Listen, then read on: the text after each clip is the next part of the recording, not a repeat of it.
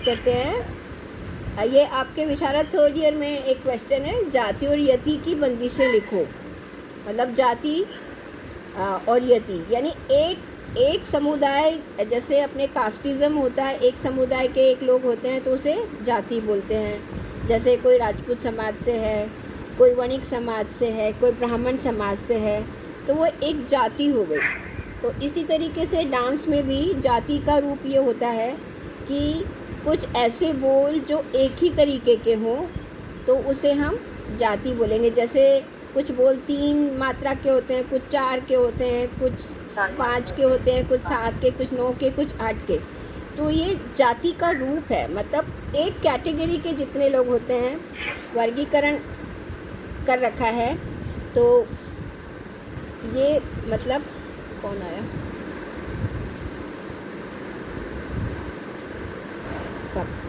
तो ये मतलब हमें वो देखना होता है कि किस जाति का है। तो हमारे नृत्य में भी जाति को का ग्रुपिज़म है। 3 का है, 4 का है, 5 का है, 7 का है, 9 का है। और इससे कनेक्टेड जितने भी बोल होते हैं, जैसे 3 का है तो 3 में हम 6 मात्रा का भी ले लेंगे, 3 में हम 9 मात्रा का भी ले लें। तो एक परिवार हो गया, एक फैमिली हो गई, एक ग्रुप हो गया, एक सोसाइटी हो गई। तो इसे हम जाति बोलेंगे। इसी तरह चतुर्थ का है तो चतुर्थ में आप 4 मात्रा लेंगे, 4 की हम डबल करेंगे तो 8 हो जाएगी, 8 की हम डबल करेंगे तो 16 हो जाएगी। तो वो भी ग्रुपिज़म हुआ। 5 का करेंगे तो 5, 10, 15 ये खंड जाति हो गई। 7 का करेंगे तो 7, 14 इस तरीके से, और 9 का करेंगे तो 9, 18। तो ये सिमिलर टाइप के जो मतलब वर्ड्स होते हैं तो उनकी जातियाँ होती हैं, तो उसे हम जाति बोलते हैं। तो जाति हमारे संगीत में आपने पढ़ा होगा, आप तो विशारद थर्ड ईयर में आ गए, लेकिन फिर भी पिछले सालों में पढ़ते आए होंगे आप लोग। तो ये कितने प्रकार की है, कोई बताएगा मुझे? जाति कितने प्रकार की है?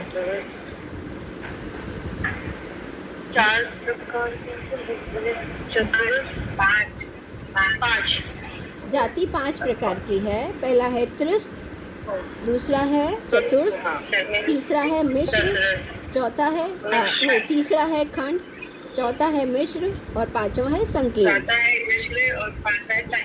हाँ, ठीक है ना। तो तीसरे जाति के अंतर्गत हम लोग 3 बोलों को लेते हैं, चतुर्थ के अंदर हम 4 बोलों को लेते हैं, और खंड के अंतर्गत हम 5 बोलों को लेते हैं, मिश्र के अंदर हम लोग 7 बोलों को लेते हैं, और संकीर्ण में हम लोग 9 बोल लेते हैं, है ना।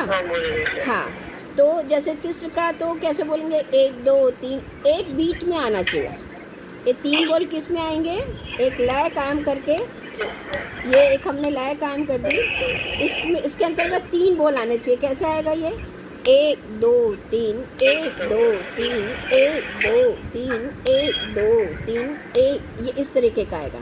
तो पूरा आवर्तन आप ऐसे करेंगे। चतुर्थ में क्या होगा?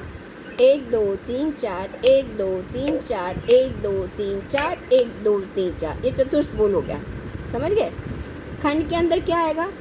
1, 2, 3, 4, 5, 1, 2, 3, 4, 5, 1, 2, 3, 4, 5, 1, 2, 3, 4, एक बीट में हम लोग एक मात्रा काल में हम लोग 5 बोल ले रहे हैं।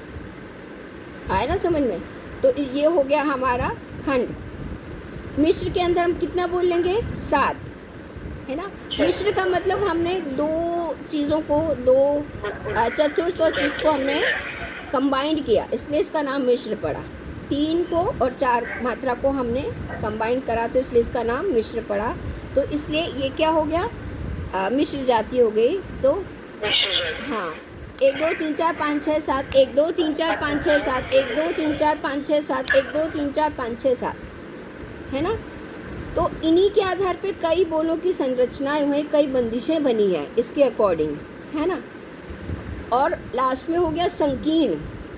संकीर्ण का मतलब होता है जैसे मतलब कई जातियों का मिश्रण। आप 5, 4 भी कर सकते हैं, आप 7, 2 भी कर सकते हैं, आप 8, 1 भी कर सकते हैं। मिश्र मतलब संकीर्ण मतलब कोई जाति निश्चित नहीं है। आप किसी भी कितने भी बोलों को लेके आप 9 मात्रा बना सकते हो, 9 बोल बना सकते हो, है ना। ताकि टक तक तक ताकि टक तक तक, ये भी हो गया। तक ताकि टक तक, ये भी हो गया। तो ये मतलब ये संकीर्ण हो